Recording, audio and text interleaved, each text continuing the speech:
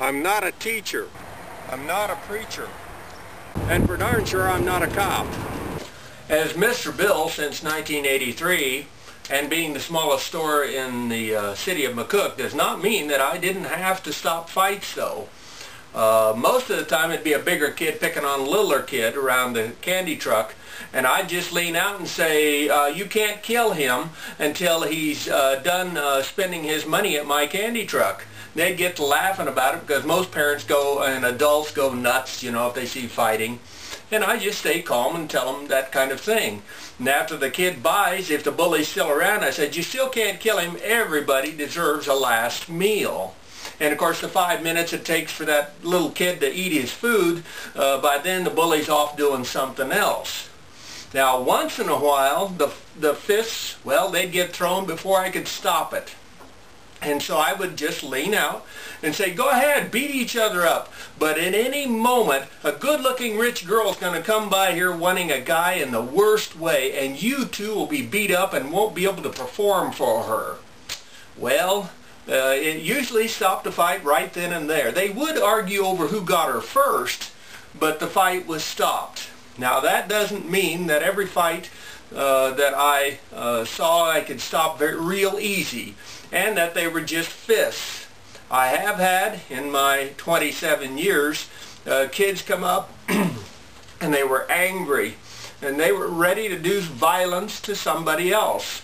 Usually another guy had stolen their girl or whatever wrong they had done to them, and they were ready for to take the next step beyond fighting.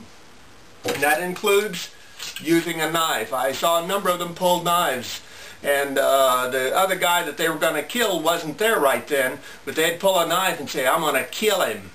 And I figured that's getting just a tad bit serious. And so the more serious the event, the older the people are that are doing the discussion or around me, I take it to the next level then.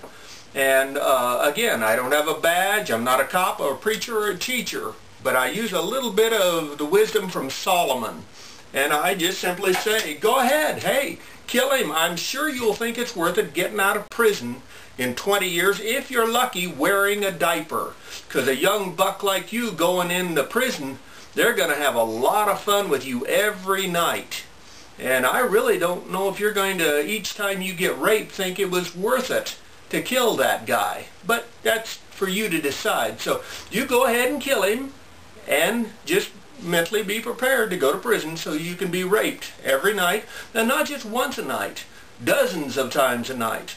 But you have a good life, and I hope you're the best, whichever way you decide.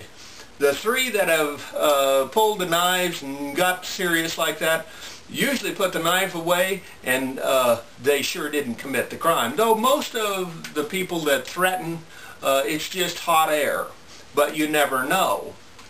And so that's the game I play on that end of the totem pole. I honestly believe I've stopped more fights than any cop in McCook or any teacher in McCook, because I'm on the streets when no one else is around.